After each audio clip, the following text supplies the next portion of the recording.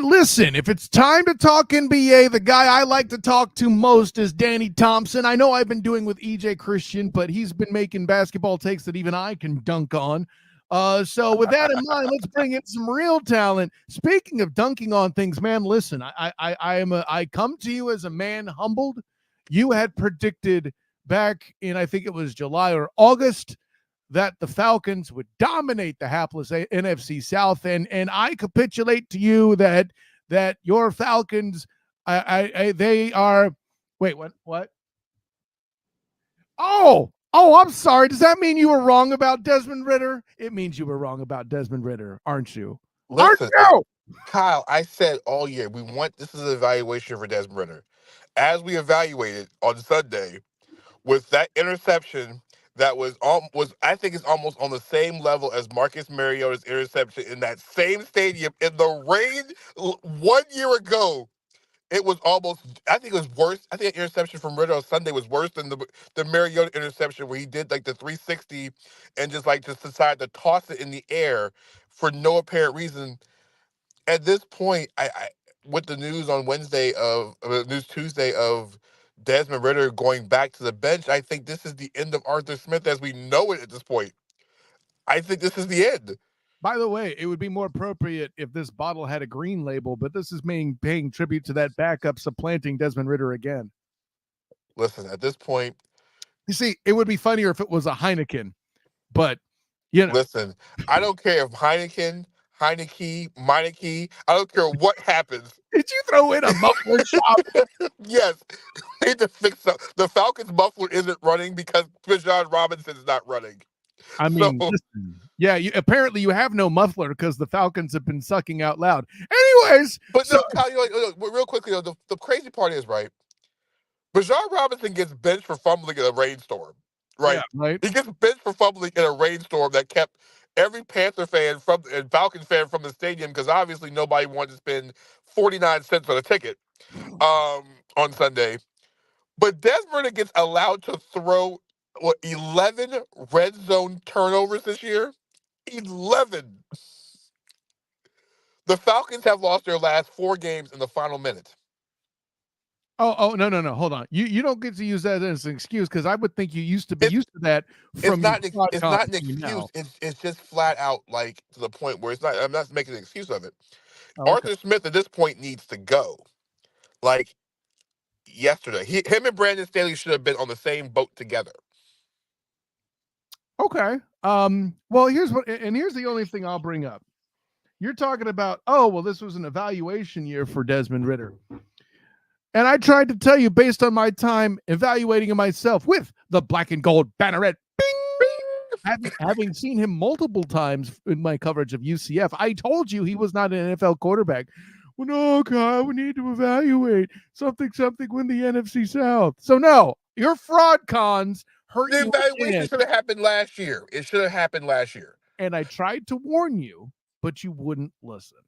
Listen, it should have happened last year. Mariota should have played alone last year, but we're not talking here nor there. Kyle, you're in a wonderful place right now. You're in the city of Orlando. There's some great basketball going on out there. Yes. Oh, look at this guy trying to host my show, segue away from his humiliation. But let's roll with it because I like it. I like it. No, you made the great point. Listen, I have been covering the Magic for A7BN Sports. Bing! And I got to say, being present for a 30-point beatdown of the Lakers, a dominant, I think it was but almost 20-point win over the defending world champion Denver Nuggets, which, by the way, seeing in person Nikola Jokic, I'm sorry, Joker, seeing Joker do his thing in person was he and Paolo Banchero are both very good at basketball. That was my takeaway from that game. No, and just watching, a point center in person was entertaining. We hadn't seen that since Vlade Divac, and he certainly wasn't as good as Jokic, anybody by any stretch of the imagination. Got to see Donovan Mitchell in person when Cleveland came to town. But I say all the above to say, I know that the Magic are in the middle. Well, actually, by the time this airs, they would have completed back-to-backs with Boston, which is a tough out. I think Boston's going to kind of pull away a bit more from the Magic and their rankings in the Eastern Conference. But I say all that to say, This Magic team, man, even with Markelle Fultz missing as much time as he has, is still doing the thing. How impressed are you? I think I'm you know what, this is something that's been coming for a while. I think Magic fans have been waiting for the moment where everything seems to click at the right time. You know, the Magic have been the poster child of lottery draft picks and high draft choices and this and that for years. And Jamal Mosley was brought in to teach the kids and bring them in. This is what Orlando in the East is, what Oklahoma City is out West. You have all this young talent together. It's just now getting them together to get you to the next step. And I think they're doing a great job. Ben Caro, Franz Wagner, um, you know, even without Markel Fultz, you're seeing what they have with the kid Anthony Black, I think, who's going to be I'm really good amazed by him. I'm eventually. amazed by him. Jalen Suggs, that, you know, another top five pick, is now playing good basketball. Jonathan Isaac is healthy, and that's another thing. There's so much talent. There's so much talent in Orlando. It's good to see it. It's good to see talent being used correctly. And Orlando is a team that cannot be in the playing game. They could actually be a top six team in the Eastern Conference when it's all said and done, because the Magic are playing like they have nothing to lose, and they really don't at this point. I'm on record saying that the ceiling for them feels like the sixth seed. I know they're the number 2 right now, but I mean, as we get to Christmas and everything starts to ramp up, I don't mean to say like they aren't trying hard now, but as teams try more air quotes, there's less load management, that sort of thing. I feel like the Magic are going to come to earth a little bit. Um, but you know, well, and tell me this. I know I didn't tell you we're going to go over this in the pregame, but I know you'll have something for me. I don't know what to make of Philly. I don't hear a lot of people talking about them. I mean, listen, with Joel Embiid, like a big man, I thoroughly respect, and what's going on there. What do you feel like? What's your pulse on Philly? Are they a threat? They're always a threat. Anytime Embiid, I mean, we're not going to count the Charlotte game, even though I literally watched that. You know, that I know you debauchery. did, Homer. It's okay. No, that debauchery he did to Charlotte. He literally had, like, I think he outscored them for the first 18, 19 minutes a game in that game, where I think he had almost a 40 point triple double in 30 minutes. Um, Philadelphia is this. Tyrese Maxey's playing at a whole different level. I wrote about that on my Substack, Bing, There you which is a wonderful Good sports. thing, Danny No Thompson. problem. Tyrese Maxey's turning himself into an all-star. I think the one thing Philadelphia is missing, Tobias Harris has not become an offensive player; he's become more of a defensive threat. They still need wing scoring. I think Philadelphia will still go out there and go get a wing. If they can go get an OG Anunoby from Toronto, if Toronto decides to pull that trigger, maybe a Zach LaVine, they still need one more wing, a wing scoring threat. And once they get the wing scoring threat, you can put them right back up there in Milwaukee, right up there with Boston, right up there with the Magic, even at this point, in the upper echelon of the Eastern Conference when it comes to the best teams in the East. Man, listen, I this is why I like talking to Danny Thompson. He doesn't tell you problems; he also brings you solutions, as you just saw right there, bringing up Raptors players. I mean, that's amazing in itself. But yeah, I feel like there's a lot going on in the East. Obviously, Boston's a factor. You're kind of confirming what I was thinking about Philly, but wasn't brave enough to say out loud. Um, you know, more consistent perimeter play would be good for them too. I think overall. The Magic are doing their thing. The Cavs are a good basketball team. The Magic just happened to tear through them when they weren't fully healthy. And then also in that game in question, they missed literally 32 threes. So, you're not going to win a basketball game like that. I'm worried about Cleveland at this point. I mean, Evan Mobley's injury is one thing, but now there is, of course, there's the whispering of the wind of Donovan Mitchell and his future in Cleveland, and Sure. and Darius Garland. They went for the fences. I'm not sure what this is going to turn out. I don't know if Cleveland's a top four team or they can win a playoff series. Um, I'm not sure if Donovan Mitchell is that player that can get you over the hump. He's a great regular season player. It's just like there's something missing from that Cleveland team. Maybe when Mobley gets back in a couple of weeks, they can see what it is. But there's That's just why, something yeah. missing. That's why There's, I'm not done evaluating. And you got a better eye than I do on it. So it's just something off about this unit. It's like they were so good before Mitchell got there. You saw Evan Mobley take the turn step, Jared Allen, Darius Garland turned into an all-star. Like, You saw those steps. I mean, I get going for Mitchell and going for it. You have to at some point. Because I even think the Magic at some point are going to have to go for it. And when I say go for it is when you have so much young talent on the roster, at some point you're going to have to make a move to go get that guy that's going to take you over the top. The star.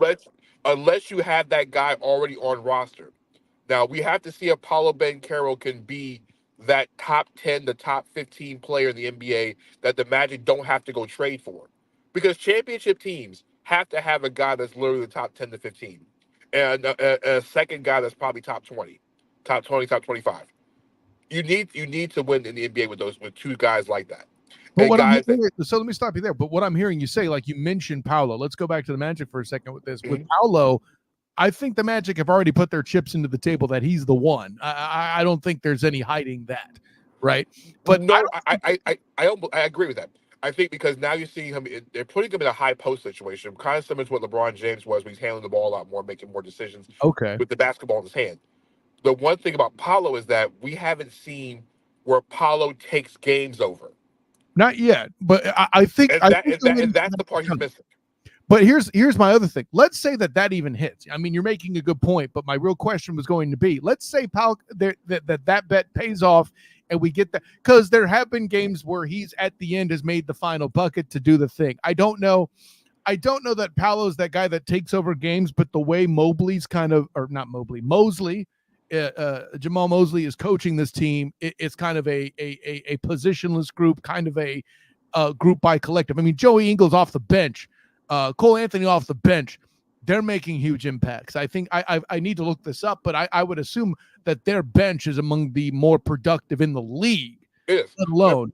the Magic plus minus on the bench is one of the highest in the NBA. So Yeah. they they, Okay. they, they, So they right. do it. But the problem is when you I don't need your statistical knowledge. I could just look at it and know that that's true, even without Fultz. Is my point. I know you know it. I'm saying I could just look and see it. but I But think what happens is when you get to the playoffs, right? In the regular season, you can run 9 and 10, 11-man rotations in the regular season. But in the playoffs, where rotations get shorter and star players play more minutes and guys have to have defined roles, the question for Banchero is, or maybe it might be Franz Wagner. We've seen Franz do it on the so international that's what I was level. going to ask: is Franz the second guy then I that you're mean, talking if Franz can, here's the thing I have with this, right? It's like we see guys when they play in the European tournaments, or the World Cups, or the things that happen during the summer. And this is a Magic example. Evan Fournier is the best example of this. That's yeah. I'm Olympic just going to mention another foreign players are enough, right? Olympic Evan Fournier is completely different than regular season Tuesday night in November Evan Fournier, who doesn't play for the Knicks. Even Carmelo Anthony was different in international competition than he was in regular competition. Franz Wagner was phenomenal. Everybody talks about Dennis Schroeder was the MVP, but Franz Wagner was phenomenal in Germany's run through FIBA's World Cup last summer. If Franz Wagner can be the guy to take games over, that's it. Orlando just needs a guy that can finish games off when it counts the most. And that's what the only thing they're missing is. What sets them differently apart from Boston and sets them different away from Milwaukee is that they don't have the closer in a big moment. Boston has a closer. Jason Tatum is well known for being a closer. Jalen Brown can do as well too. Milwaukee went and got Dame to take the pressure off Giannis. Yeah. Now you have finishers on both levels. Orlando's next step is finding out who is that guy. That guy, when you know there's 30 seconds left in the game, can go get me a bucket, go get to the line, and just embrace the moment. They're young. Orlando's young. That's what I'm saying. It might have to take some of those guys, that talent they have, and maybe go get a guy that has fearless down the stretch. It doesn't it just needs or a guy that puts fear in teams at the end of games. Orlando is talented, and we'll have to see. Like I said, we're talking basketball in the middle, like this type of conversation, playoff basketball in late December. Yeah.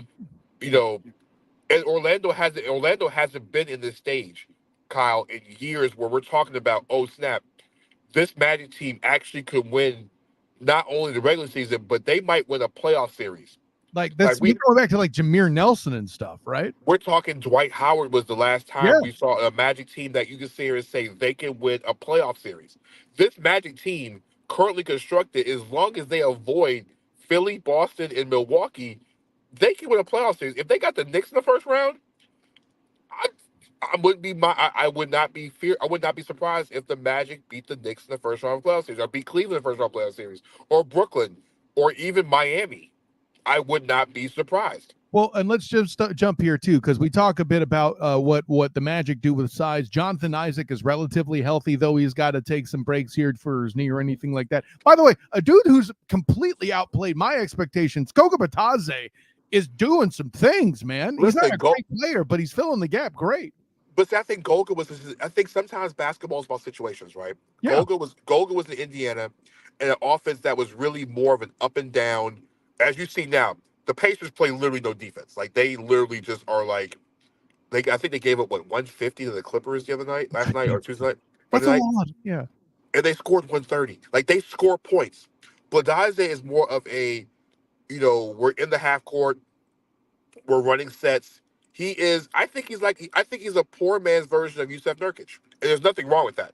A physical guy that if can you go give get him a rebounds. chance, he will throw it down right in your face. I've seen it happen. Yeah, I mean, he's a guy that if you play in the half court, Bankero can go out and play on the perimeter, and let Golga just go out there and just and body people. He's a perfect complement to Wendell Carter Jr. when Wendell's in the game, because it's almost the same skill set Right. in a lot Well, of ways. Windows missed so much time. I haven't seen a lot of him as I would like, and he'll be more of a factor later on. But I mentioned They need him. Koga. They're gonna need him. Yeah, I mentioned Goga because he's going to be tested here on Wednesday facing my guy Bam Adebayo. Listen, I know everybody talks about Hemi Butler, but you and I both know that in those finals where the Heat got put out, Bam Adebayo was definitely the bright spot in all of that. I Oh yeah. expected him to get neutralized by Nikola Jokic, and that did not happen. Well, I think with Bam, because Bam is on the perimeter, Bam can play on the perimeter. It's hard to deal with that. Bam is so athletic. He can hit the 18 foot, that 17, 18 footer. Of course, he can get the paint.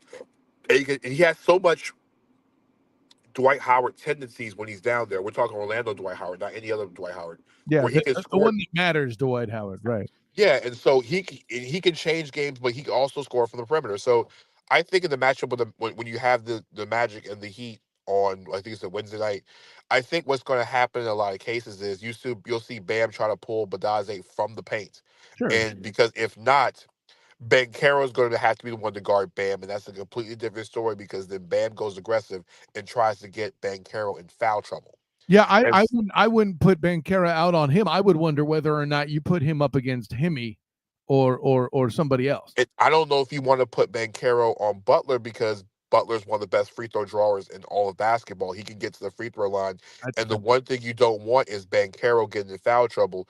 I think Orlando uses a group approach. I Yeah, think rotation. you'll see Gary Harris, who's a good defender, guarding him. You'll see Jalen Suggs. You'll see different guys on Jimmy Butler. But when it comes to the game on the line, then you start putting your best. You might see Jonathan Isaac be the one to guard Jimmy Butler down the stretch. You hold Isaac for late game situations because Isaac will be able to get the ball out of the hands of Butler. But then you also got to deal with Tyler Hero on the perimeter as well too. You got to worry about Hero. I was going to ask what you do with him, and then you just said, "Well, you got to worry about him because he's out there." Right? Yeah. And listen, good championship basketball teams are balanced, and I feel like I'll put it this way: the matchup I want to see, and I think we'll get at some point in that game, is Cole Anthony and Jimmy Butler. They're going to battle. And if that's the case, it's not good for Orlando because Butler would basically just back Cole Anthony into It like would be a size Disney. thing. Yeah. Because Jimmy, one thing about Jimmy's so good when it comes to adjusting. Like Jimmy knows when he sees some things on offense, he knows when to be physical. He knows how to, okay, if I have this guy who's bigger than me, I'm gonna try to get by him and make him foul me. Um, the one thing about Jimmy Butler is that you don't know when he's going to attack. It could be early games, it can be mid part of the game. We know at the end of the game he's attacking, but he's also good enough down the stretch to know that he knows when to pass in the big moments. Right. Well, Like and I think the X factor is Duncan Robinson. I think the Robinson is the X factor for Miami on Wednesday night. The same way I think the X factor for Orlando is not only Franz Wagner, but I really think Anthony Black's defense is the X factor. If Black comes in and uses his size, his length to disrupt the Heat guards, especially Kyle Lowry, who doesn't turn the ball over. Hey guys, if Kyle this comes out in time, guess what? For those who like to play daily fantasy, always take Kyle Lowry under on turnovers. Bing. Bing! Kyle Lowry doesn't turn the basketball over. I think Kyle, if you ever play Prize Picks, his turnover is always like 1.5, and he goes under so many times. There's like so many nights where he goes under 1.5 turnovers because he doesn't turn the ball over. I'll be I looking think forward to that Kyle Lowry article on your Substack, homie. Bing! But no, I think this is a good early season matchup because the Magic are really good at this point. I think they're really good, and like you said, they've already passed some really good important litmus tests. They've beaten Denver, they've beaten Boston. I mean, L.A.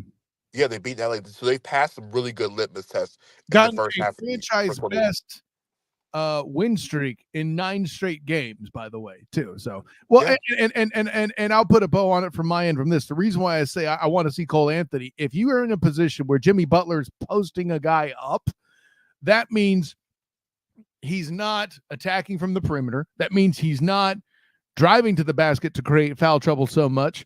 And it really, to me, Jimmy Butler's going to get his. I'm just trying to make sure he does it as slow as possible so they have as few touches as possible.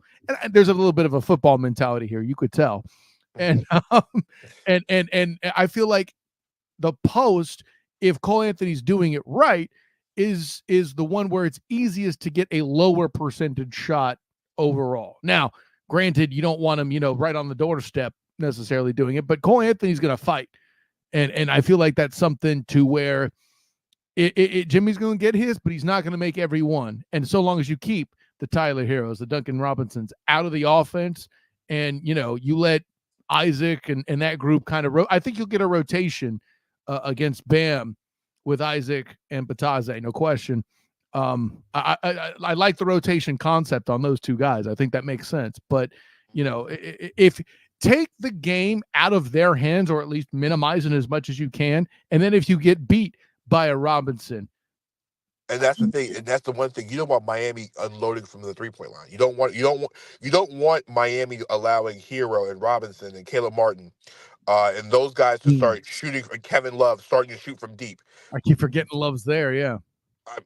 Sometimes Kevin Love forgets Kevin Love is there. I think and that's the thing. It's like packing the paint. I remember I wrote an article about Jimmy Butler and Kevin Love last year on my Substack, which is still relevant today. It's about why do you bring Kevin Love into the offense? Why do you have Caleb Martin? Because when Jimmy Butler is driving, like you want Jimmy Butler driving, the thing is you don't want him taking fadeaway jumpers or pull-up jumpers. Yeah, so exactly. The one thing about it is you start putting Kevin Love and Duncan Robinson in corners. Butler's such a good, smart passer. He's going to hit those guys in the corner.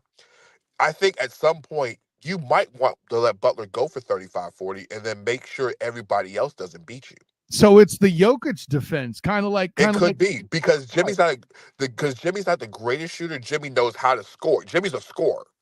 He might not be the greatest shooter, but he just knows how to score. If Butler goes for 40, that means Hero's not shooting the ball. That means Robinson's not shooting the ball, and you're playing good perimeter defense. I think the magic number for this game is 35%. If the Magic keep the Heat under 35% shooting from the 3-point line, they win this game. That's a good number. I like that, Danny Thompson. By the way, see, I'm not sounding so foolish with my Cole Anthony thing, right? You get Cole Anthony involved heavily with Hemi. I know there's I mean the thing is you don't want Cole getting into a shouting and a screaming contest, a trash talking contest with one of the best in basketball. Oh, but no, that's exactly what I want. That I want him thinking about that more, and maybe that brings the shooting. I don't know, but with that in mind, like we have that, and then you got Isaac and Bataze rotating on Bam. Hopefully they could minimize his damage. And you put Banchero on Tyler Hero to make sure he ain't chucking it. I think that's a mix. Like I said, I think you keep Miami from being accurate from the 3-point line, and I think you maximize every possession on offense. I think the Magic are one of the better teams in the league. I think when everybody touched, I think there's a stat, I gotta find out where it was. I think I saw it a couple weeks ago, where the Magic was in the upper third of the league in made baskets when every player on the floor touches the basketball in that possession. Interesting. That's a good stat, Danny Thompson. That's why you check out his Stack Overflow. Bing! But listen, I mean, it's unfortunate that this episode will be playing while Jamal Mosley's on the sideline there coaching his squad. We're giving him a hell of a lot of information here. No, but let me take it to the obvious thing that's in the limelight right now. Draymond Green doing the Super Macho Man punch to get his suspension. First of all, let me just open with the obvious. From your perspective, did the NBA handle that correctly? He had to. At some point, they had. I'm surprised it took this long. I really did. I thought this would have happened after the Jordan Poole punching in the face in practice incident. Right. I think we have to start looking at the mental health of players. You know, yeah, we can laugh and joke about Draymond, punching people or kicking people or karate kicking folks or, flailing on the rounds. But when he said, it was kind of scary when he says sometimes he doesn't remember the moment when it happens. He just it's like he almost blacks out at a certain point. Well, Um, let's start with this. How much do you buy that? Do you think that's real? I think a lot. I do believe that. I think what happens Because is, to me, I kind of feel when he says it, I feel like it's kind of a tactic on the mic to avoid talking about it. But if it's real, I then I mean, see but because if you think about it, Draymond plays with so much emotion and so much, like he leaves everything on the floor. One thing you can never say about Draymond Green is that he doesn't give everything he has when he's on the court. I think when you're that type of emotional player, I think sometimes, I mean, I've heard players talk about it in different sports. They black out and don't remember when things happen. right. And a lot of times that's when foolish stuff happens. And it's just even a regular human society, not just athletes, just humans in general, where they forget where they are and it happens. Stuff happens. I think the next few weeks while he's away from this team, I think it has to be like taken apart, taken into consideration what he needs to do for himself mentally. Now, I think what's going to happen is I don't know if he's playing another game for the Warriors at this point. I don't think you should either, frankly, if I'm No, being honest. I think it might be the point where they start having conversations about moving on from one another. I mean, you create, and I think this is the best point made so far, and I'll simply summarize it by saying, he punched Poole in the face, and as it would eventuate, he was rewarded with a contract. Well, I mean, he So, also Jordan Poole was rewarded with getting out of Golden State $130 million and was given to the Washington Wizards who have to deal with his foolishness. I All right, but mean, that's no story that's a for the great podcast. point, but nonetheless, I'm talking about from Draymond's perspective. I think a lot of times this is the framework cracking on the Warriors dynasty and the Warriors run over the NBA. When I say that it might be See, the last. you had to go right there and ruin my next question, but go ahead. No, well, go ahead and ask the question, and then I can go ahead and expound on it. Is the dynasty done? I think this is the cracking stuff. I think just more than just Draymond just punching Yusuf Nurkic on national TV night. It's Klay Thompson's ability not to hit shots. I think the offense is crowding around Steph Curry. I think also this is the fact of the young kids never developed because That's a good they, point. they never got on the court. Because listen, J- let me stop you here real quick. As somebody who's been critical of Steph Curry, and like, it's not that I think he's a bad player. I think it's a little bit of, it's the same as how I felt about Russell Carrington Wilson early in his career. I've never said Russell Carrington Wilson is bad. I'm using his middle name. That should tell you plenty. But I always felt like Steph Curry was more of a liability than anyone was allowed to give him credit for. Why? Because he enjoyed so many highlights. Listen, I love the thing where he takes the three and knows it's in and dances and all that. It's fun. But he also, for a while, he's kind of gotten over it, obviously, had trouble doing the big things that need to be done in the fourth quarter and is a defensive liability. Now, this year, he's doing things that are absolutely remarkable, and it's getting swept under the rug in a way that I can't fathom just because of all the other drama. Klay doing bad, Draymond doing his thing. Like, I'm not a it's Warriors guy, but I'm not even a Curry guy, as I stated, but it's just wildly unfortunate. it's the thing is Steph Curry is one of the rare cases where players get better as they get older. Like Right. you Yeah. would think that Yeah. at some point you would hit a peak. Like a lot of guys hit their peak at 31, 32. Steph is still at his peak at 35. It's Like amazing. it's like It's LeBron amazing. still look But shooting ages well. How old was Ray Allen when he did what he did to help the nah, Heatles, man? but Ray Allen was a 12, 13 point a game scorer in Miami at that point. He Man, was that's still though. He still made. Bro, I understand what the stats say. I know you're going to come at me with stats. You and no, I it's both know Ray Allen is the reason a number of Miami fans missed that big game and that big shot. Well, I mean, I get that part, but what I'm saying is what Steph Curry is doing, right? It's And almost yeah, Steph Curry's not at that point in his career either. I'm saying it's that. it's But, it's almost the same as watching LeBron at 40. Like the numbers LeBron's doing at his age, I think it's the same thing what Steph Curry's doing, and also the responsibility of what Steph Curry is doing. I think Curry's going to be in the league longer than Vince Carter. I'll go on record. Okay. That's a nice little segue. But I think also the Warriors coming out of this, I think you have Draymond Green coming unhinged at this point. Yes. Klay Thompson is basically almost unplayable most nights because not only is the shot not falling, but because of all the injuries he's had, he doesn't have the same mobility on defense. You can't attack. Yeah. We're also not even talking about Andrew Wiggins completely just going like he's going backwards like a Ford Bronco during the No, OJ he's run. missing so much that they've even skipped putting him on the milk carton. I get it. I mean, to the point where, and then Kevon Looney can only do but so much. Yeah. They've had lottery picks. They've had 3 lottery picks, again 3 lottery picks, and a bunch of good role plays. Jordan Poole is gone. They Yeah. gave him the extension. He's gone. James Wiseman was taken with the second overall pick. Couldn't play because he got hurt. Then he was the wrong fit, so he's gone. Moses Moody I think is really talented, but is stuck behind Klay Thompson at this point. He's not seeing the court. So we're now 3 years into this, and we don't know what he has there. Jonathan Kuminga has been an up and down roller coaster, but people forget Jonathan Kuminga came from high school, played 1 year in the G League, and is thrown into the Golden State Warriors. The Warriors don't even know what he is, and Steve Kerr can't trust him because of what happens on the court. So that leaves the Golden State Warriors with a rookie and Brandon Pozinski, which I think Pozinski from I want to say it was Santa Clara or San Francisco.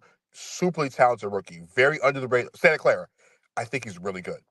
He's starting right now. He's starting on the Warriors because Wiggins is coming off the bench at this point. And like I said, Steph Curry is holding this thing apart. The problem is Klay Thompson wants a $200 million extension. The Warriors trying to give him $45 million. There's no way this is going to work out. Yeah, and at this point, if you're the Warriors, how the hell do you pay Clay, man? Like, there's no way. I'm going to say this. I'm going to say the unthinkable on your show. I think it might be trying to trade Steph Curry at this point, or have the I was conversation. going to ask you if Curry stays a Warrior. We all know. Let me give you the juxtaposition that I would offer. It feels like Jeff Hornacek in Philadelphia before he went to Utah, right? No, I think it's way more than this. Oh, I okay. think I think this is almost to the point where it's almost like I said, because Curry has rings, Curry has legacy and everything else. So it's kind of hard to put it in comparison. But That's the best one I got, so I took a shot. it's almost as bad as watching Patrick Ewing the last couple of years in New York, knowing that the Knicks are going in the dumpster fire. And the thing is, uh, or even watching Karl Malone the last couple of years in Utah, when everything is going down, they can't win, and it's around him. I think you could get so much for Steph Curry at this point. Like you could probably get a bigger package than what Dame Lillard was set for, and the Warriors can start over. But the problem is, you trade Steph Curry, that building becomes empty again, and then everybody's talking about y'all should go back to Oakland at this point. Okay, all right, y'all gonna be y'all should play next to that relic, which is called the Oakland Coliseum, because nobody's in Oakland anymore. I know they're not gonna trade Steph Curry, but it'd be interesting to see what you could do for it, because Draymond Green's value is almost in the toilet right now. Andrew Wiggins doesn't have much value at this Almost point. in the toilet. No, that bitch flushed. What you talking about? Klay Thompson is an expiring contract, and the thing is, the Warriors are so far in the luxury tax problem, they can't go Yeah, sign anybody. right.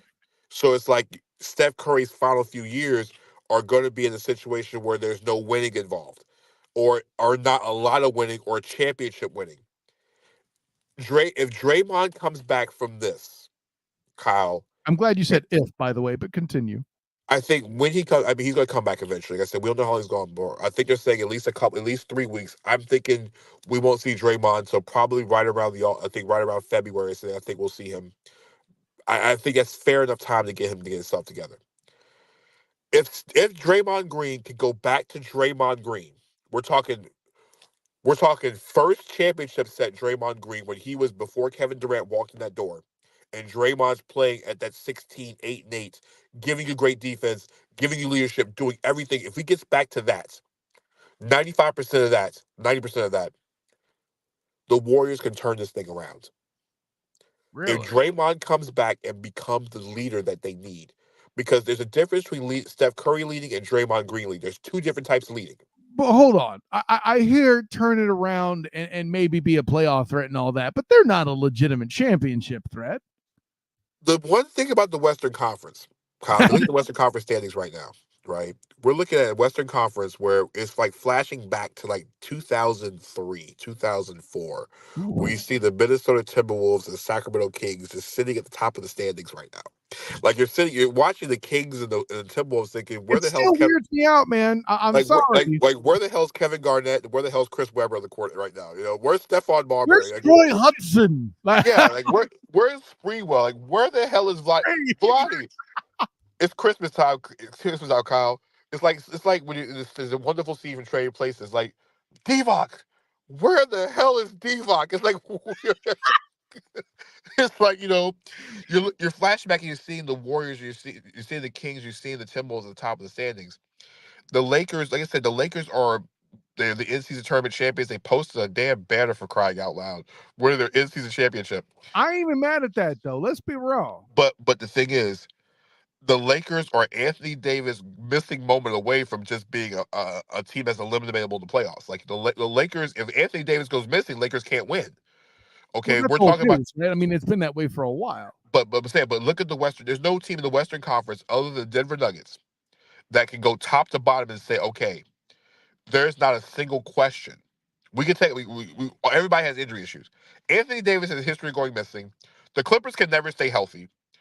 Phoenix is so built too top heavy. These guys can't be on the court together. Wait. Kawhi, would you say the Clippers have issues? See what I did there? I see. Because Paul George can't see, because those guys can't stay on the court, and now James Harden's there. The Yeah, Phoenix true. Suns, the Phoenix Suns traded for have three superstars on the roster, and none of them haven't been on the court together more than one game. They've been on the court together longer than the Charlotte Hornets have had healthy players at the same time this season. That's a stat. By the way, thank you for talking about the Suns. I was planning on bringing them up, but So you have the Suns who are just literally Bradley Beal's out injured again. Bradley Beal's injured again at this point. So it's Kevin Durant, Devin Booker, and a whole bunch of Big Ten basketball players playing in Phoenix right now. Okay, so you look at what? Oklahoma City is young. Minnesota is superly talented. And let me Anthony stop you Edwards, real quick. Give me a quick bit on how you feel about how Chet Holmgren's performing. as expected. Oh, okay. I, Fair enough. I think I Thanks think for the for hype. I think for a guy that has had a year off, learned the game, I think it's almost as Blake Griffin-esque as you possibly can have, because Blake Griffin missed his first full season. Julius Randle did the same thing. Guys that got hurt in the very beginning and missed so much of their time is getting better. Joel Embiid missed time as a rookie. He didn't play his full first rookie year. I think Chet Holmgren is exactly what Chet Holmgren was supposed to be. I think he's just fine. I think him and Wemby are going to be great. I mean, it's fine. The only difference is Chet's in a better situation than Wemby because the Spurs are changing the whole franchise around. The one team no one is talking about gets Ja Morant back next week. Oh. The Memphis Grizzlies are going to go on a run. But they're in so much trouble right now. They're in the hole so far. Like, But you remember, this is the same Memphis team a couple years ago that was in the same type of hole that won 23 of like 30 games, and Kyle got themselves right back to 500. that's a lot to ask him for to do it again, though, right? Like, Listen, this is the NBA where anything could happen in the Western Conference. Like I said, there's no team that outside of Denver that you can sit here and say, oh, they're legitimate. Denver is legitimate all the way around. yeah. Every other team has a question, a serious question, and injuries are injuries are are out of the question. Anthony Davis doesn't play. We don't know what Anthony Davis every night. We don't know about Denver about Phoenix because they're not on the court together. The Clippers are the Clippers. The Kings are a fun team to watch. The Kings are superly fun to watch. But Ethan Christian literally just said that on the Student of the Game report that I recorded with him just a couple hours ago. So that's crazy. Okay. they're a superly fun team to watch. But guess what? The Kings are missing a wing scorer. If they traded for Zach LaVine, different story. The Kings were a different story if they get Zach LaVine there. Bing! That's all Yeah, I'm saying. that's something. The Warriors have all the experience in the world, and you don't bet against Steph Curry in anything like this, because as long as Steph Curry can launch threes from basically the other side of the country, they're okay. Portland's out of it. We don't got to talk about Portland. No one cares about Portland at this point. Um, I think we talk about like I said, Oklahoma City. We don't know what Oklahoma City is. Like I said, the Jazz. The Jazz were everybody's story last year. Everybody they were surprised at how good they were last year. Now Lauri Markkanen, who was phenomenal last year, might be on the trading block at this point. Hey, listen, my favorite thing from the Jazz was watching Taylor Hendricks do that phenomenal dunk the other And night. listen, for those who thought Taylor Hendricks was going to be some kind of bust, let me tell you now, my guy Tony Jones has been saying this. Big shout out to Tony Jones at the Athletic. He's been saying all the entire time. All Taylor needed was just a little bit more court time. Maybe in the G League, he just needed more court time. Any person, and Kyle, you cover UCF, you know, he was Give me some already. gold banneret. Bing! Everybody knows who watched Taylor Hendricks knows this. Like me. He was going to be good.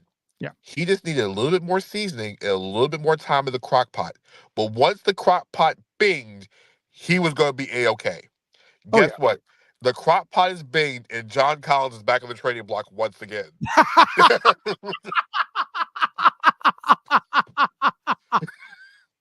I like it. That's funny, man. I like that. No, I'll have to put that. I'll have to give that quote over to the Orlando Sentinels. Jason Beatty. He would find that interesting.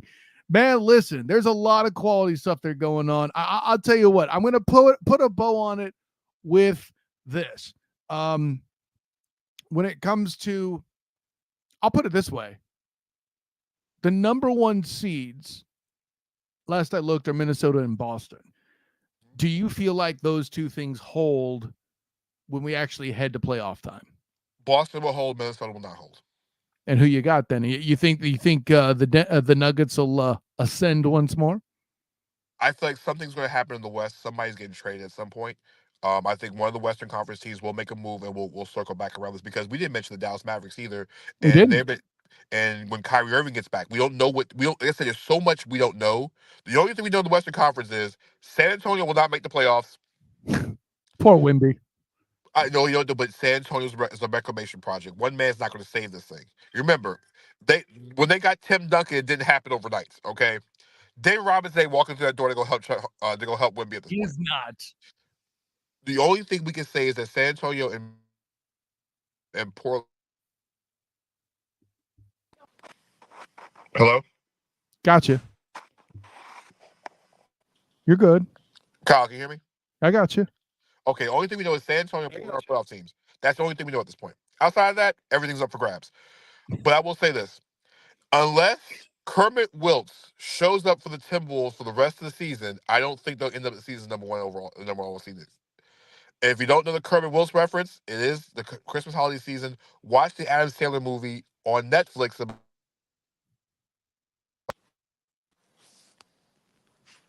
I'm pretty sure you're talking about Uncut Gems there, Danny Thompson.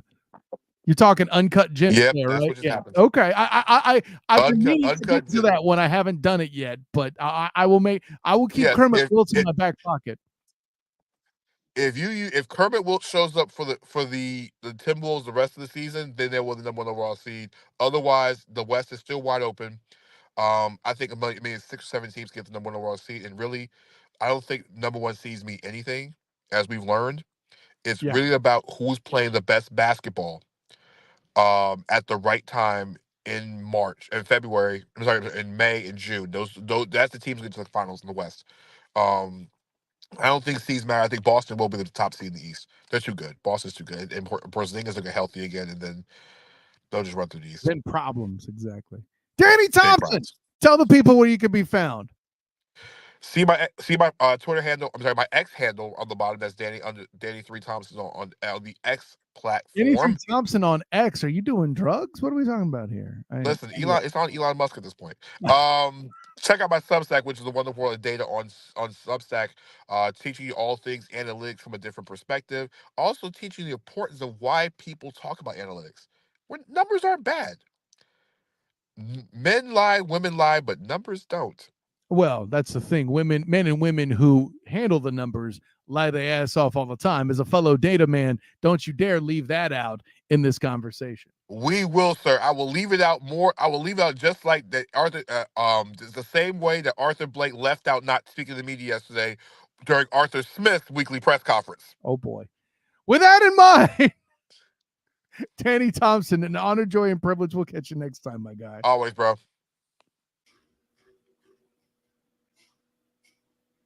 So listen, after talking to Danny Thomas with doing the thing with the NBA and talking some Falcon schmack when he was so sure they were going to win the NFC South, and now he's given more of a what happened was answer. Let's go to somebody who has a bit more together when it comes to their team. This year, at least. He may have picked the Colts to make the playoffs last year. Turns out he was merely just a prophet. CLew, your Colts, man. Welcome in, first of all. But my mind is this boggled. As much as I run my mouth, I'm going to revert back to the title of the show as Student of the Game. Teach me and tell me, how did the Colts get here? First of all, with Uncle Rico. That in itself is nothing short of amazing. And we talked in the preseason about this team's limitations. I think I had them winning 5 games. They may double that if everything goes well here at the end of the year, especially with some of the friendlier elements of the closing schedule. But how did we get here? What worked for the Colts, buddy? Yeah, I mean, coming into the season, I had us having between 6 and 9 wins. We're in that range right now. And like you said, we could very well be at 10 wins by the time this whole thing is said and done, just depending on how these last 3 games play out. But man, it's the Shane Steichen effect. That's really what I can say is that Shane came in and it seems like he just changed the culture of the team, and the whole team is buying in. Like from the defensive players, offensive players, they're all buying into what Shane wants to do over there in Indy. And it's been crazy because when we lost our starting quarterback, when we lost Anthony Richardson, we thought, okay, this might be a season where we may be picking in the top 5 again. You were weighing the benefits of like, let's be real. That's where we're at. And then like losing offensive linemen left and right, like just whether it was for a week or 2, concussion, knee injuries, whatever, and still being able to stay afloat. It's been wild, man. And all I can say is that Shane has done a wonder in Indy. I don't think our roster is great, but I think our roster is competitive. And I said that before the season, and everything. But when you start losing players, it's like, all right, we're down to the rookie corners, our second round rookie corner and our 7th round rookie corner. And so it's just one of those things where it's like, all right, what the hell is going on? and how is this working? And all I can go back to is just Shane, man. Shane just changed the culture in that Indianapolis locker room. And all of the guys are buying in.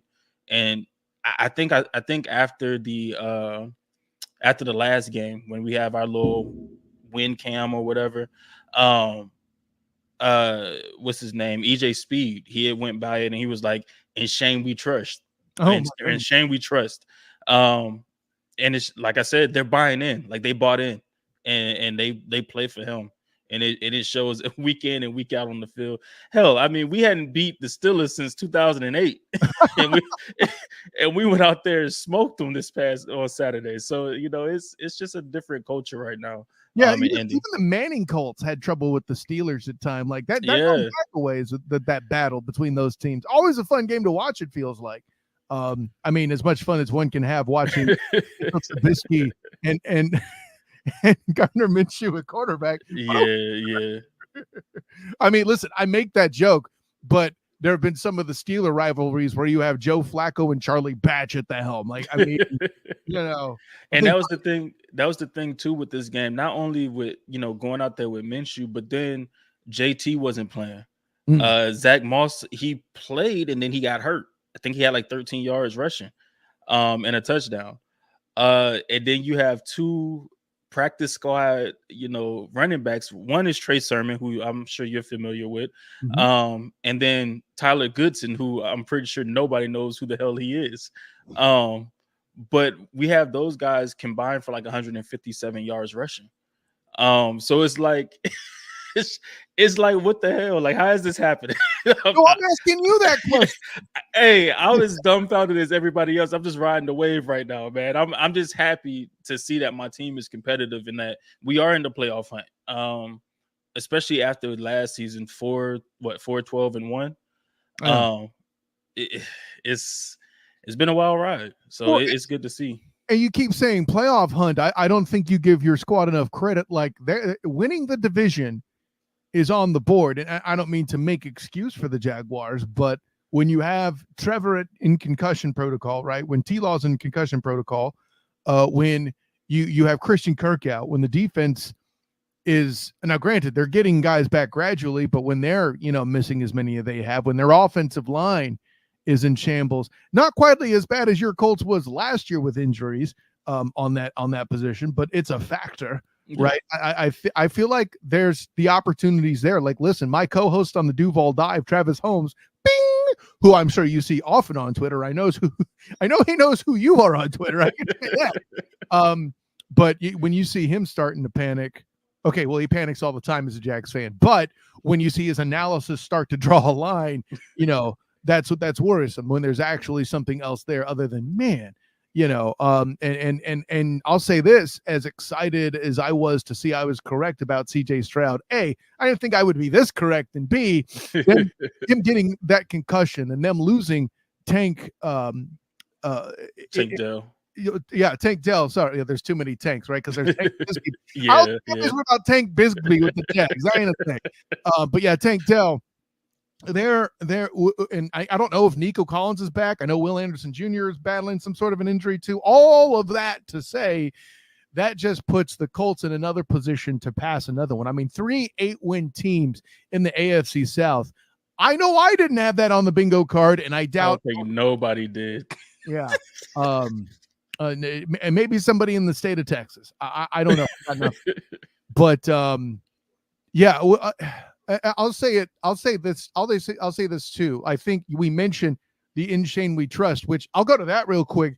You tell me there's a motto, a slogan, a chant, a mantra in that organization, culture-wise.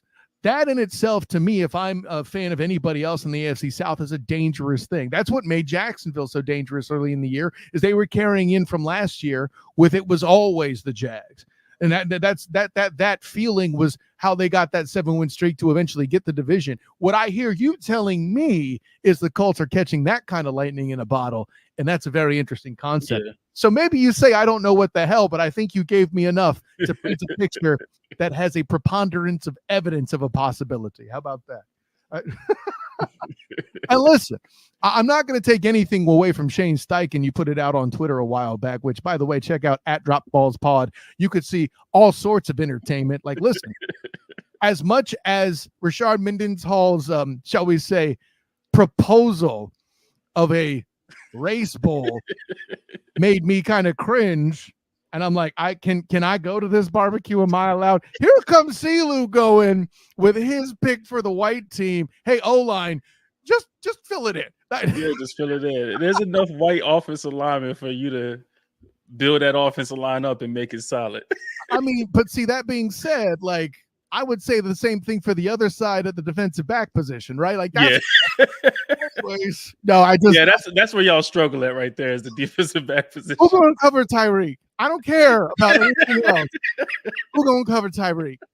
Is a triple team on the table? Because we could leave other guys open while the Bosa brothers and TJ Watt do business. Anyway, see, I'm glad you acknowledge that. See, everybody's having fun with it. I was worried for me. I don't know if I could laugh at that joke. That's all. Yeah, man. I think it's something everybody should have fun with. Like, I didn't agree with his tweet, but I'm like, you gonna put it out there? Let's have some fun with it. Let's make some jokes. Let's see how these teams stack up against each other. And I think he got the white team kind of messed up, man. I think the white team got some. Hey, that pass rush is dangerous. Like, listen. For all the conventional wisdom that says that the building of a team starts inside the numbers, realistically, the black team's in a little trouble. You guys.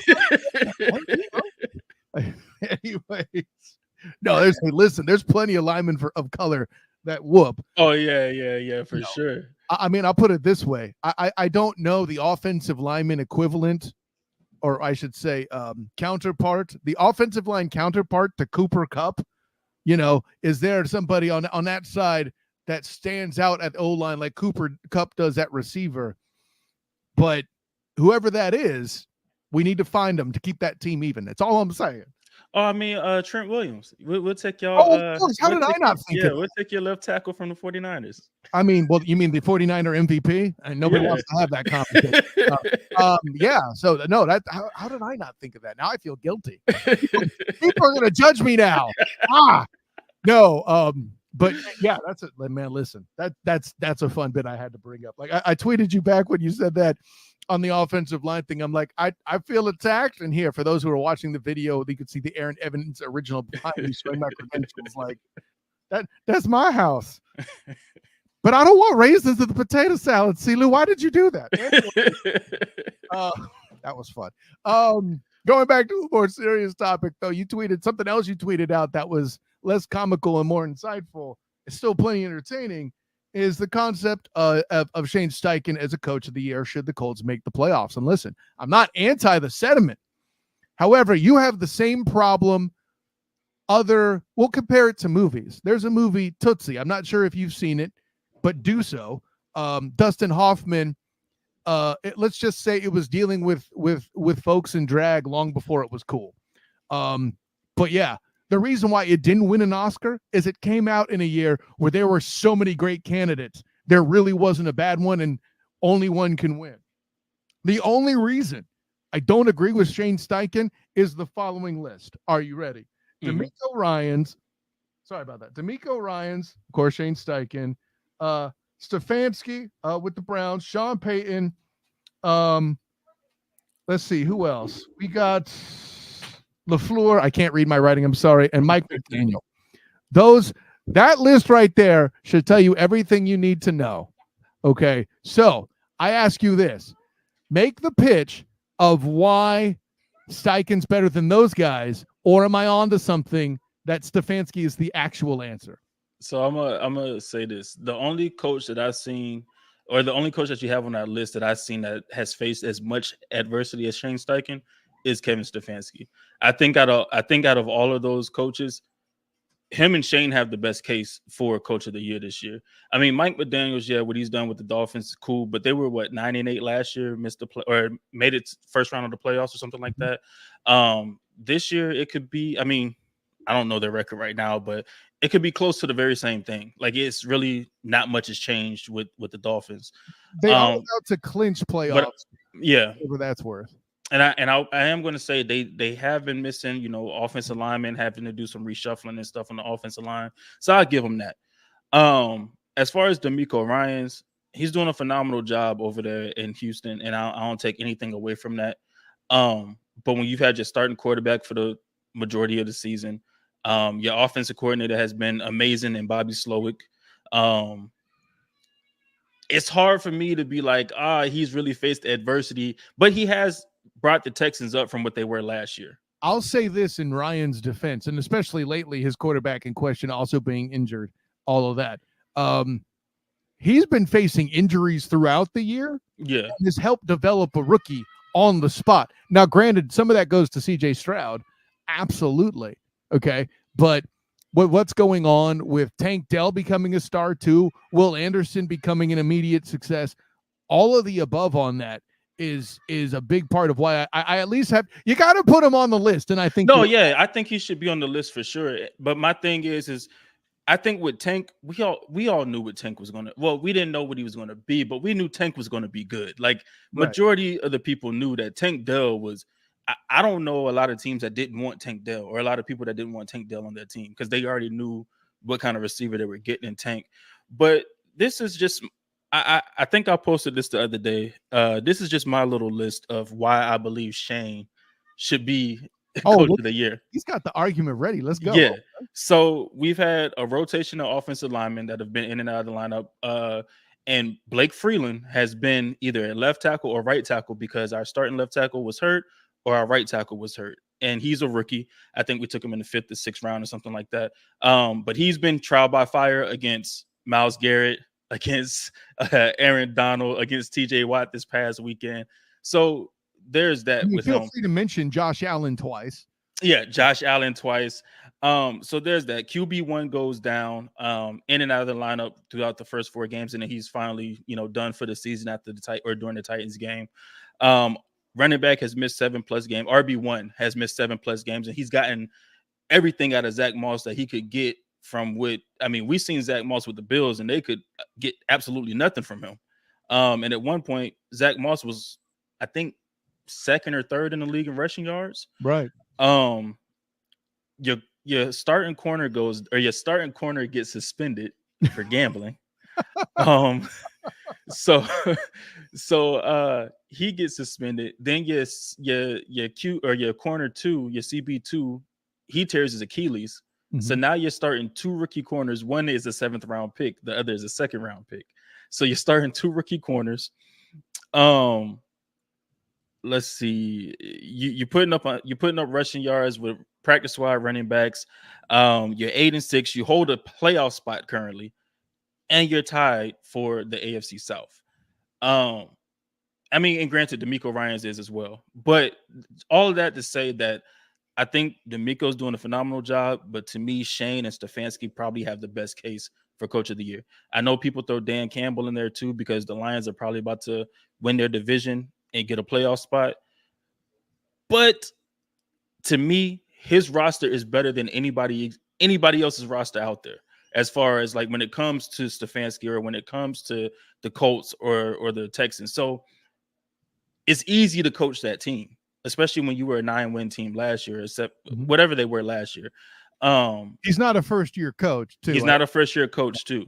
Yeah. And I know people have made arguments about, oh, well, you know, this, that, and the third last year and this year, blah, blah, blah, with Dan Campbell. Look at Brian Daboll last year. He took that Giants team that was out of the playoffs the year before. He took them to the playoffs last year. I think they won 9 or 10 games. I see. If you go and bring Brian Daboll up in this mess, I would push back that it's pretty easy to say, give the ball to Saquon. That's not tough coaching. Okay. I'm just going to throw it in. All right. But guess what? He won Coach of the Year last year from give the ball to Saquon. We won Coach of the Year from the mainstream media. But all I can say is about the Giants, and tell me if you agree, CLew. All I can say is this about the Giants. They didn't have fans showing up with clown masks on in the crowd. No, they didn't do any of that. They weren't mired in Urban's coaching previous year. They didn't do any of those things. You got robbed on that. But see, and that's part of the reason why I do think Shane probably won't win it is because Indy is a small market team. That's a good point. And nobody pays attention to Indianapolis until they start winning something. So it's going to be hard to really make a case for him. But that's my case, and that's why I think I've been pushing so hard, because for the past few weeks they've had D'Amico in those conversations. And my thing is, and they've never mentioned Shane. And my thing, and I've been saying it for like the past 3-4 weeks, and I even said it during the offseason that I wouldn't be surprised if he won it. But the thing is that they never mentioned Shane, and I feel like we beat the Texans for one. We've already beaten them. We hold the playoff spot, and they don't. But he's in Houston. Not saying it's a big market, but Houston is a big market, though. Yeah, it's Houston.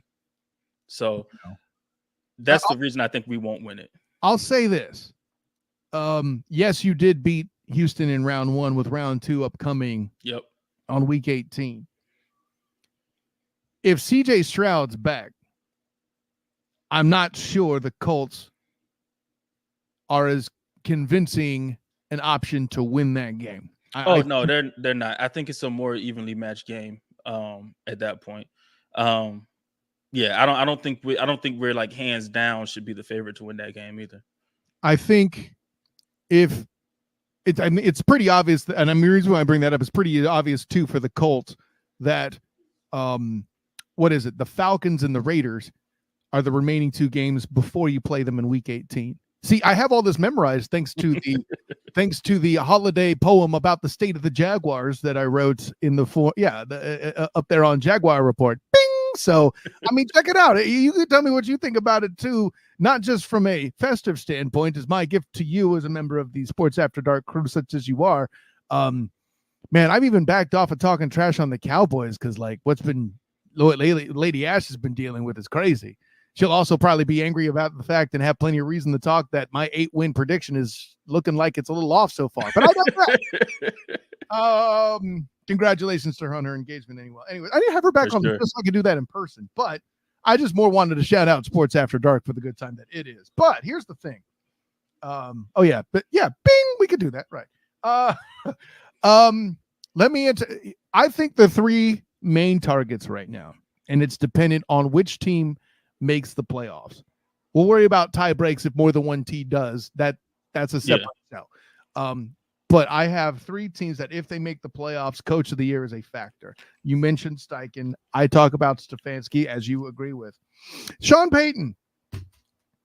He gets to the Broncos to the playoffs. We got to have that conversation too, right? Yeah, I guess. He's not convinced.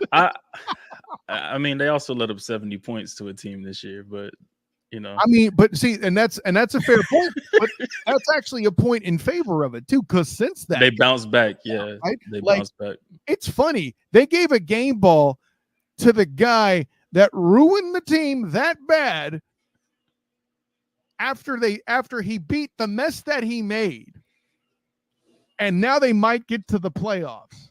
Yeah. What are we doing here? I don't know. I just want to bring that up. But I don't personally. I mean, yeah, if they make it, you got to have a conversation. But I don't think after they lost this past weekend, right? They did, I believe, to the Lions. Yeah, they lost to the Lions. And then with the Bills playing how they're playing, I can't see the Broncos making it. I mean, it's a possibility. I just can't see it happening. That's my whole thing. If the statement today is I can't see it, and then he gets there, you got to open the can. You got to have the conversation. Yeah, for sure. I can't front on any of that, man. That's what's up. There you go. See, at first you were like, I don't know, man. Like, let's back off the weed. I know you got the green background. It's not just a chalkboard, is it? No, but I'm saying.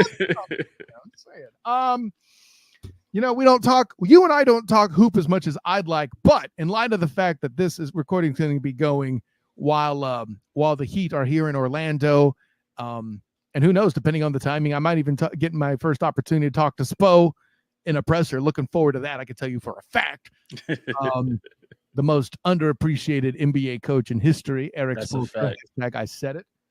Talk to me about the Heat so far this season, man. What do you think? Oh, that was a big sigh. Goodness gracious. Yeah, because listen, man.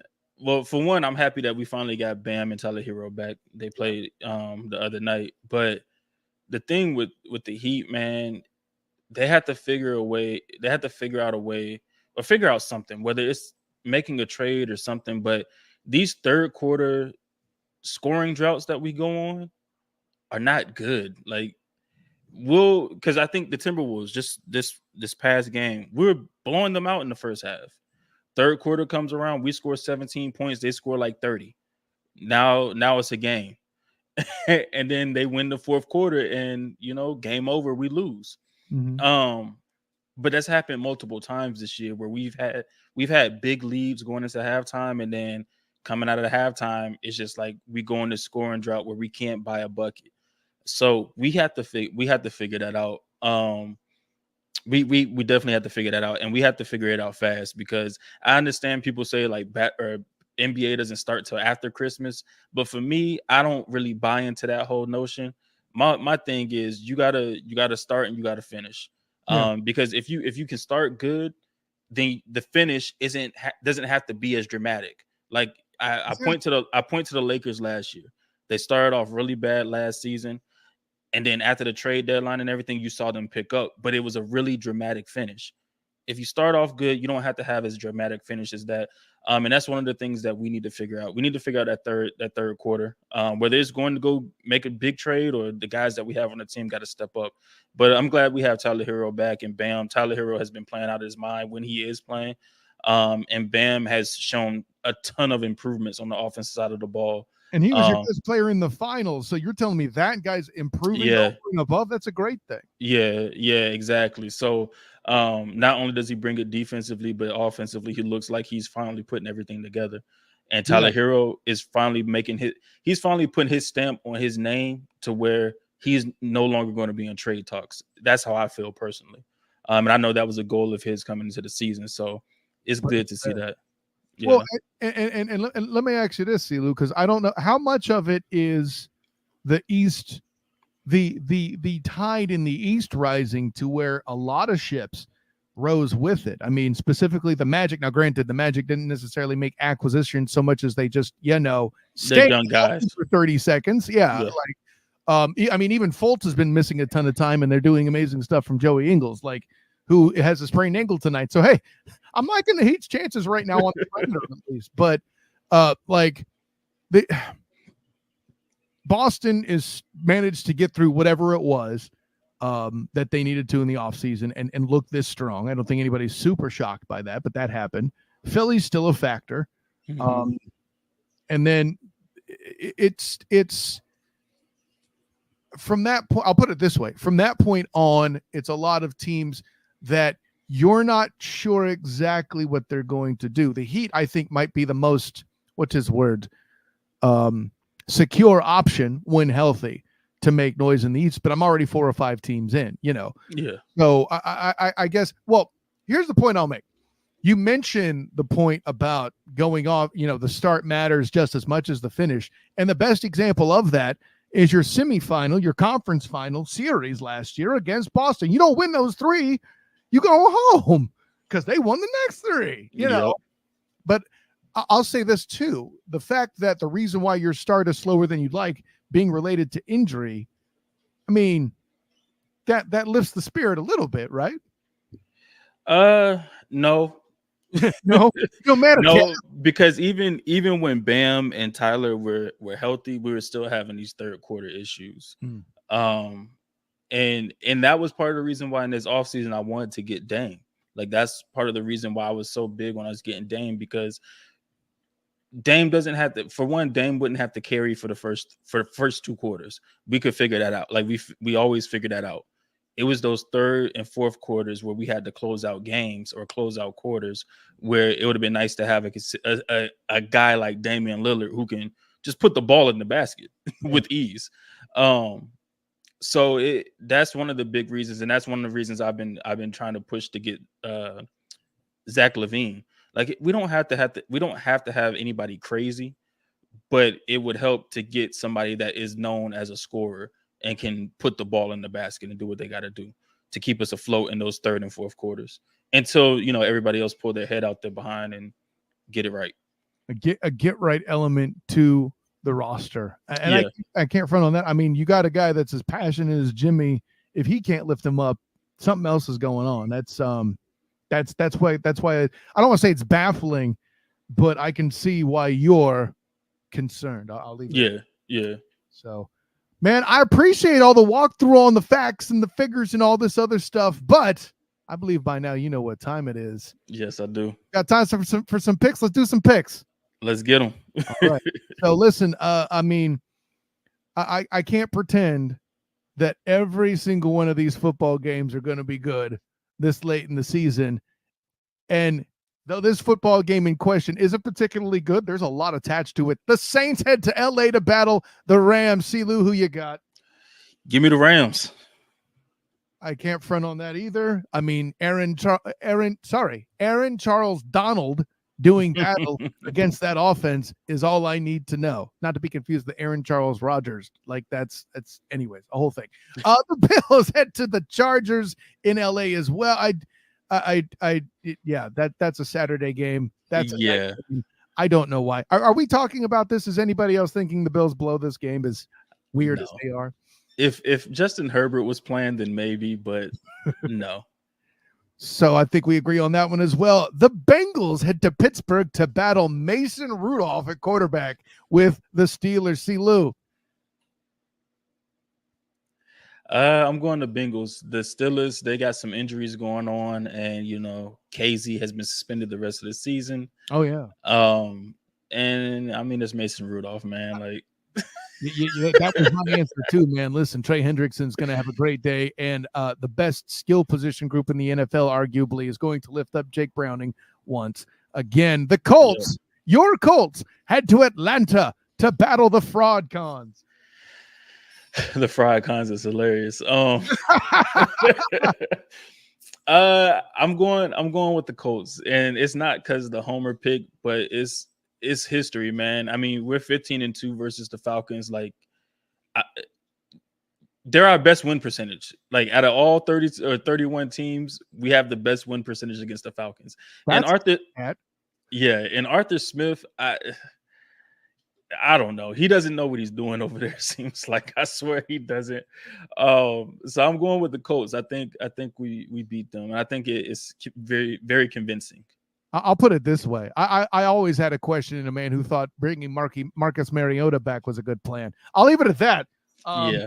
And by the way, their FraudCon public, I tried to warn you about Desmond Ridder, but you wouldn't listen. Taylor Heineke benching him for a second time this season. That should tell you everything you need to know. I, too, have the Colts as an air quotes non-homer. Seattle heads over to Tennessee to battle the Titans. Do we have to? Can we? Yeah. Yeah, I'm going with the Seahawks. Shocker. This one is, well, I'll just say it. Lions head over to Minnesota to battle the Vikings. Man Campbell is going to bite some kneecaps off, I assume, right, CLew? I'm going Vikings. Interesting. Break that down. The Lions seem to get into these very close, I mean, it's a divisional game. Right. So they get into these very close games with their divisional opponents. We saw the Packers beat them. We saw the Bears just beat them. We saw the Bears take them to the brink in their first meeting. I think the Vikings they're a better team than the Bears for sure. Their defense is playing lights out right now. And having Jettas back and Jordan Addison doing what he's doing, I think just provides a little bit too much for that defense, especially because their secondary isn't really that good. But I think it's going to be a shootout. It's not going to be one of those low scoring games. I think it'll be a shootout, but I think the Vikings pull it out. And I mean, granted, it is who's their quarterback? It's not Job Stobbs anymore. I know that. No, it's y'all old quarterback. It's the old quarterback for the 49ers. Mullins. That's right. Nick Mullins. Yeah, right? Nick Mullins. That's right. And I mean, he took the Bengals to the brink a little bit. So I think he'll go out there and be able to make enough plays to get them the dub. That's I'll tell you this. Oh, and Ty Chandler's been balling. Like, he balled out last week. No, he has been good, actually. I'm not prepared to mock your answer because the statement you made about divisional games in the NFC North being wacky is spot on. And what's also interesting too, I believe the Lions have a second Minnesota game and then the Packers waiting in the wings. They could finish struggling with a trio of divisional games. That being said, I don't think that happens here. Call me a Vikings hater if you want. I have Man Campbell and the Lions.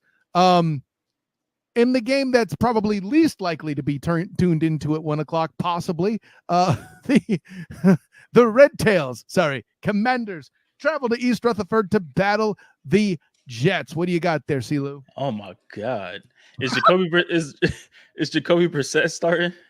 I would assume so, but I don't know. Like, at this point, Sam Howell's the only quarterback that's been relatively healthy throughout the season thus far.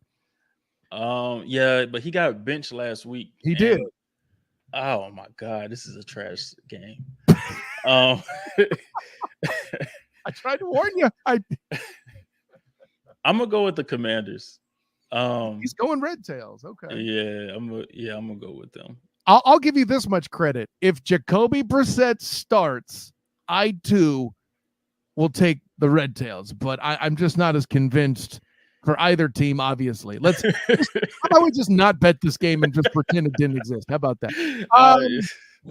The Packers battle the Panthers in Carolina. What say you, CLew? The Packers. Yeah, that's a shocker. This game would be a lot more intriguing if they had their starting quarterback. Already been announced that CJ Stroud will be sitting as he's still in concussion protocol. The Browns head to Houston to battle the Texans. CLew. I'm going with the Browns. Yeah, I got you there too. That isn't just AFC South hate going on there now. I mean, if CJ was healthy, I would go Houston, but with him being out, we're in a world where I'm more confident in Flacco at quarterback than what's going on in Houston right now. No offense to Davis Mills, but that's a little crazy.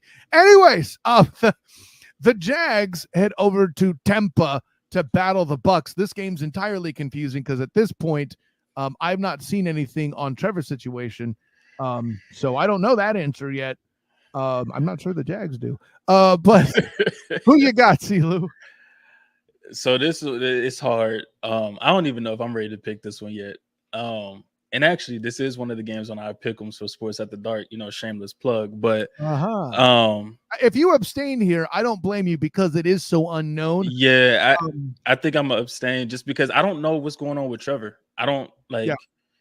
I need more information on that because that changes a lot of things if Trevor's playing.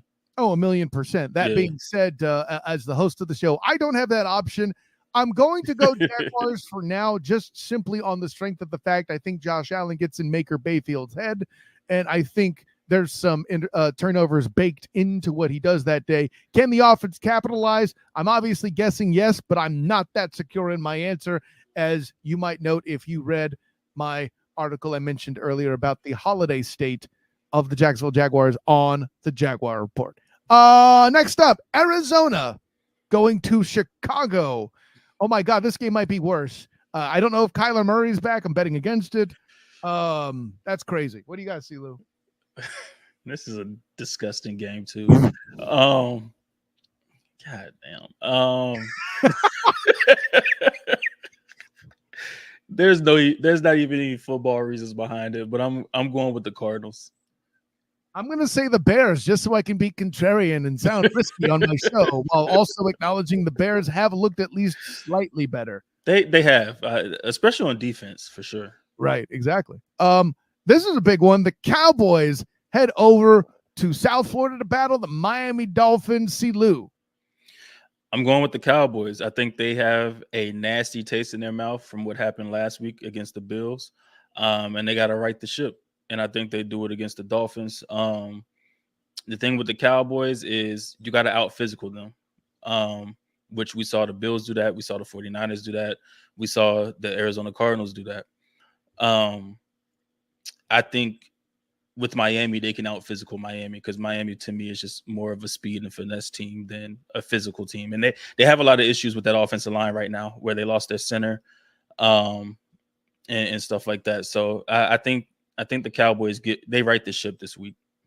Yeah, it'd be one thing if the Cowboys lost their center. The one part of the Miami defense I currently like right now is Christian Wilkins in the middle of D tackle. Everybody else, I have questions because they're either aging or aren't a portion of what they used to be, or they're hurt, or something's wrong. I'll say this. This game's going to be a shootout, as Mike McDaniel is the Lincoln Riley of the NFL. I know you'll agree with that. But why aren't they in the Pac-12? Oh, because it doesn't exist anymore. No, I'm stalling. This has that feel, and you'll know this as a Colts guy. This has that feeling of Peyton Manning versus Tony Romo, where it was like 51-48 or something. That kind of game is what I see here. It's just a matter of which defense fails less. It's the road, and people are going to say the Dallas Cowboys on the road are a bad team. It's not they're a bad team on the road. They're just bad on the road against good teams, which Miami is. You know what? I'll take Mike McDaniel to make the Cowboys fans sad. Maybe that's just wishful thinking as a Niners fan. This game would have been harder to pick earlier in the year, but I think it's pretty easy now. The Patriots head to the Mile High to battle Denver. What say you, CLew? Yeah, I'm going Denver. Oh, my God. This is a tough one either, Sean. Yeah, it's not a tough one, but I'm going Denver. I just like to root against Russell Wilson. Oh, it's like that. Why you got to hate on Carrington so much? Why is that got to be a thing, buddy? It's not hate. It's just, everybody tried to make him something more than what he was. And the whole world finally sees it now. So you know what's funny is when he was younger, I would say he was overrated. He's not bad. He's just overrated. And then he come out and, did some things. And then Malcolm Butler made the one play he's made in his entire life. And it ruined everything. Anyway, the Las Vegas Raiders head to Arrowhead to battle Kansas. We don't need to talk about this. Yeah. Anyways, the Giants head to Philadelphia. The only reason why I paused to talk about this is how bad the Eagles have been playing. But does anybody really have the Giants struggling? Or rather, the Eagles struggling that much? Yeah. I don't think they lose this one to the Giants, but I do think they drop one to the Giants. Oh, so you say you're picking the Giants on the road in one of the final 3 weeks here. That's fascinating. Okay. Well, hold on. Where is this one at? This one's at the link.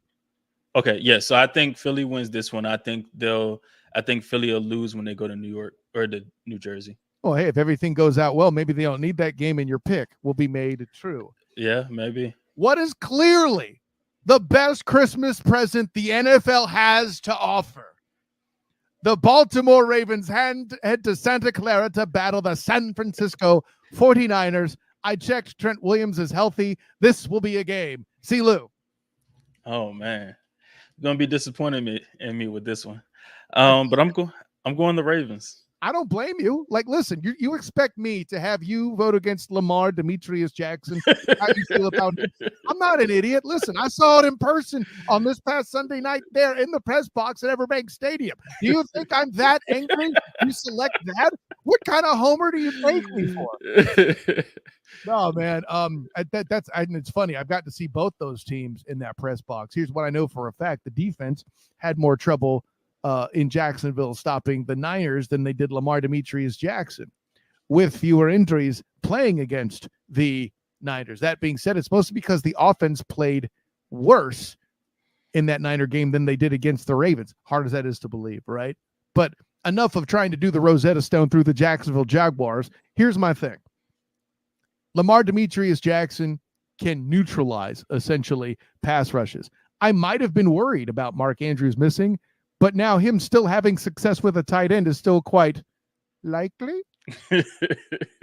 For me, you know who wins with this game? America. That's what the case is. No, I got to pick somebody, don't I?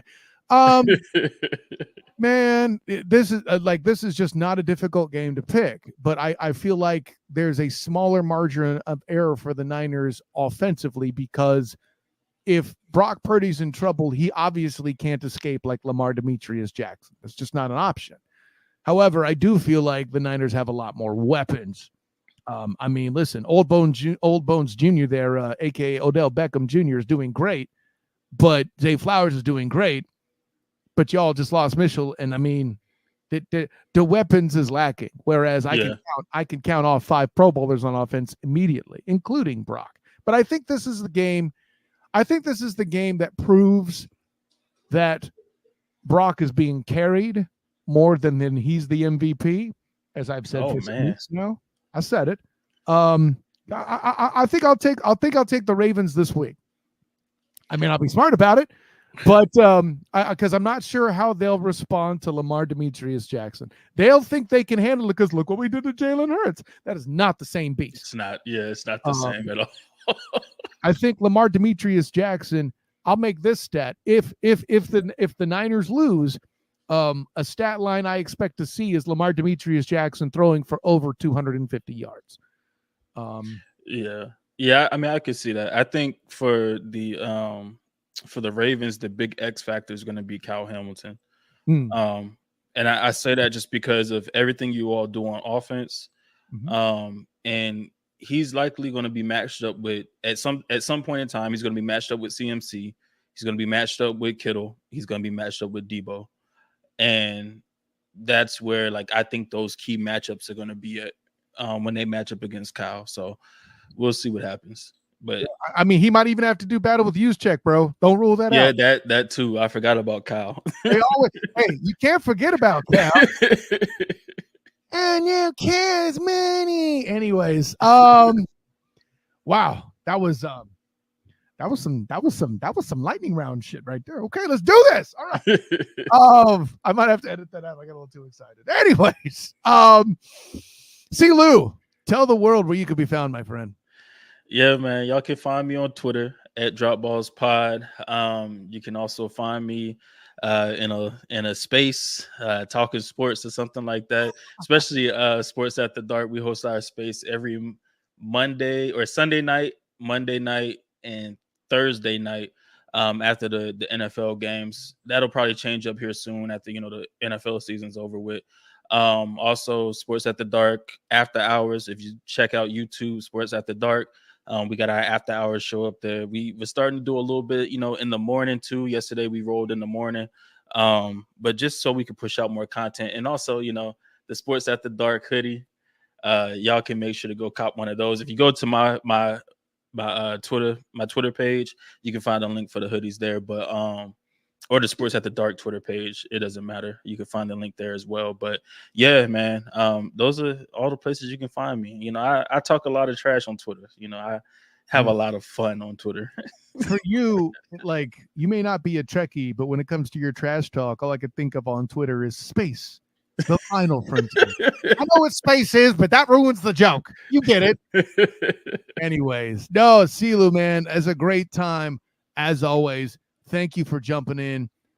Thank you also to Danny Thompson for doing that whole thing. Of course, I am Kyle Nash, the student of the game. You can find me on Twitter at the SOTG. Find me on Instagram and Threads as the same, the SOTG. You can find me on Facebook as the student of the game. Check out my writings with the Jaguar Report, including my holiday-themed episode. I'm not doing a game day thing. The Jags decided to do a 4:00 game with the Bucks, and I got 2 little kids. It don't work.